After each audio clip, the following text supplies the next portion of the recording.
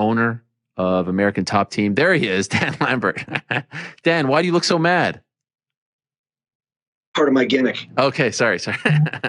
You're doing great, Dan. I mean, this is great stuff. Do you feel like you need a little help from me? I mean, you haven't tagged me in yet. I've been waiting for the hot tag here, Dan. I feel like you and I can really take this promo game and this whole like program to another level, but I haven't gone. I'm standing at the corner of the ring with my string waiting for the hot tag, but I haven't gotten it just yet.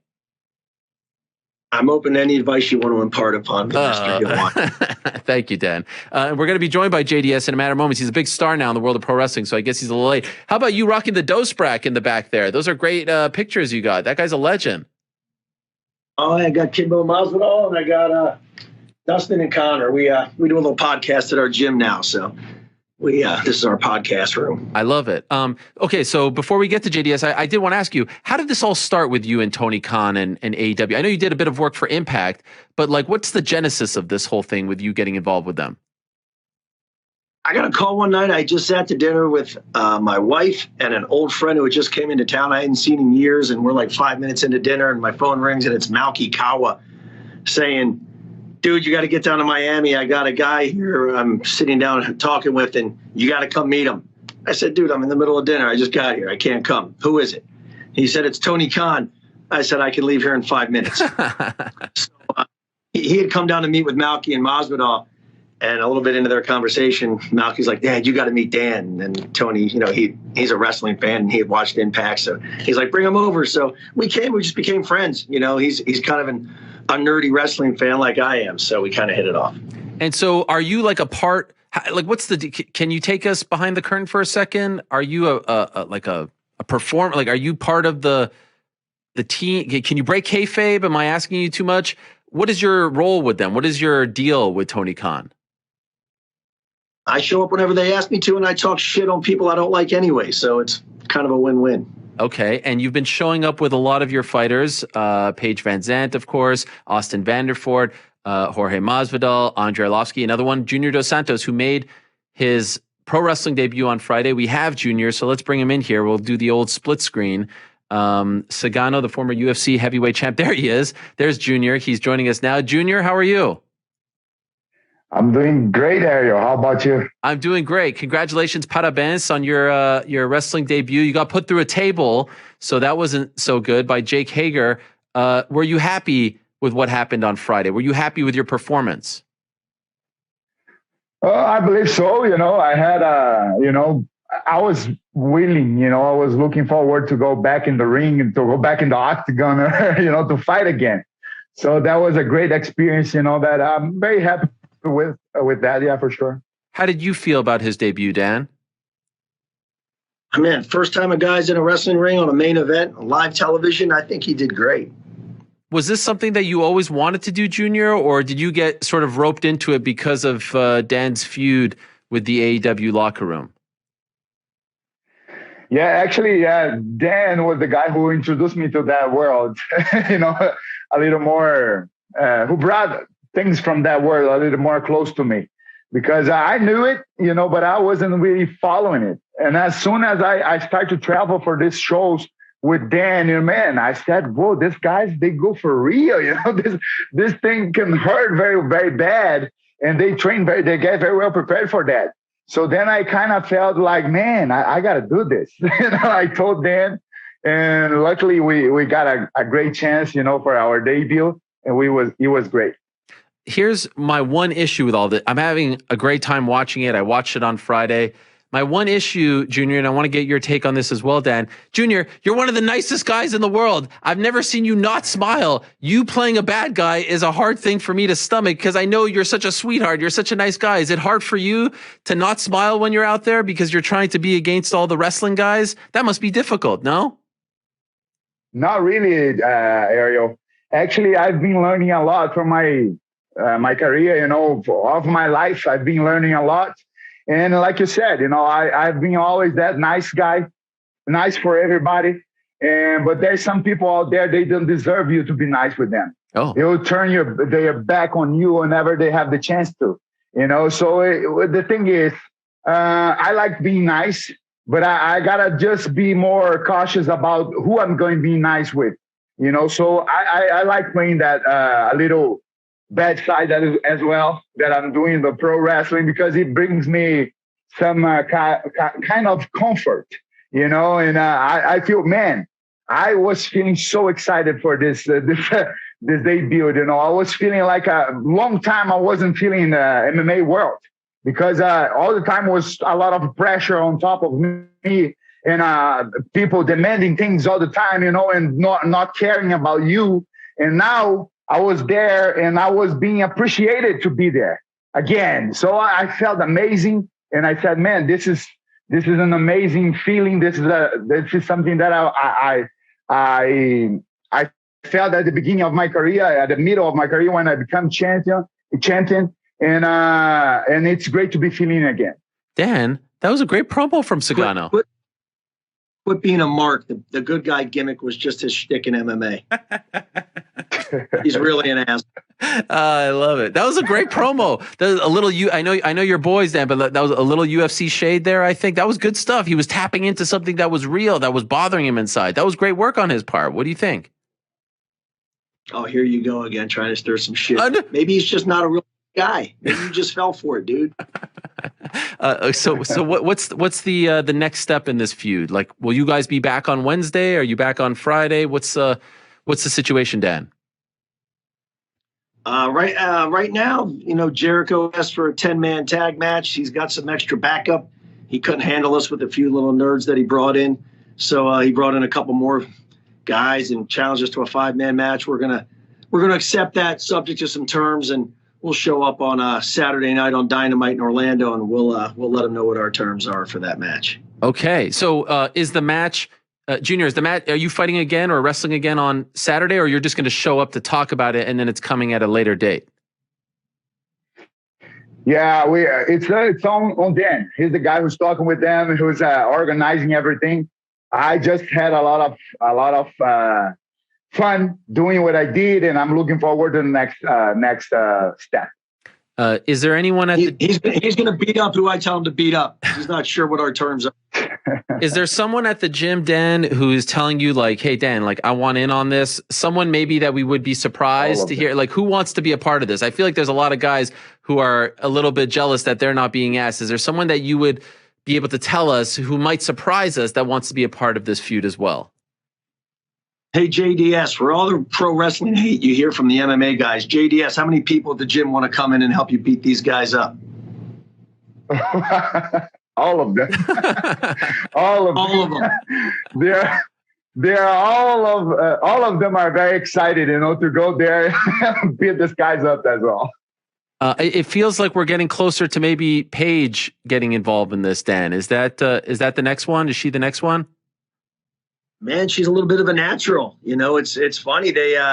We got there and she's like, okay, what do you want me to do? I said, go out there and be a bitch. And she took to that kind of like a duck to water. So, yeah, I think she's getting a little more involved every week. Jericho had some not too flattering things to say about her the other night. So I think she might want to respond. Junior, did you watch anyone as you were preparing? Like, are you trying to emulate anyone's style in the world of wrestling from the old days? Did Dan say, hey, Junior, you have to sit down and watch this guy, how he does things, how he moves, things like that? Was there anyone that you were watching from the old days online? Oh, not really. Actually, of course, there's some guys that some fights I was watching, but the main thing was I was getting advices from Dan and from also Mo, King Mo, right, who knows a lot about pro wrestling. So I was, taking their advices and just working on my mind how that would be for me. And I got there, and also my team, the guys, Ethan and Sky, they were great with me, and they were teaching me good things, for me to do at the time. How do you feel about Jake Hager Jr., who put you through the table? What do you think of him, and how did that feel? Wow, that was a pretty hard one, actually. But it was a great experience. Like I said, Hager is also a great guy, great wrestler, a great fighter, very well prepared for that, and we did what we're supposed to do. And now I'm looking forward to have my turn to throw him on that table again. Wait a second, Dan. He's not a great guy. He's a scumbag. He just put your guy through a table, for God's sakes. He's not a great guy. He's a turncoat. He's a Benedict Arnold. He said he's great at what he does, just not great enough to get survive the next. Okay. That's what I thought. Can I ask you about someone, Dan, who I think could, it's funny. I remember after the 2016 Olympic Games, there was a young woman named Kayla Harrison who stood at the podium and crapped all over MMA. Now she's become one of the best fighters in MMA. And not that long ago, she's crapping all over pro wrestling, and she's out there looking like a natural. I feel like she can take the pro wrestling world by storm and become an absolute star over there. Are there any talks of her coming over? I know she did a little appearance here and there, but actually competing as well. Well, there's a lot of talk from Kayla because it comes out of both sides of her mouth, unfortunately. Oh. I've been to MMA, talk like pro wrestlers. Now she lives for MMA. Then I'll never get into pro wrestling. And a few months later, she's sitting in the middle of the ring with 20,000 people there kissing her muscles and telling people to go piss off. I think she's a natural for it as well. She's got a lot of charisma. She's kind of mean. She's good at the shit talk. She never shuts the hell up.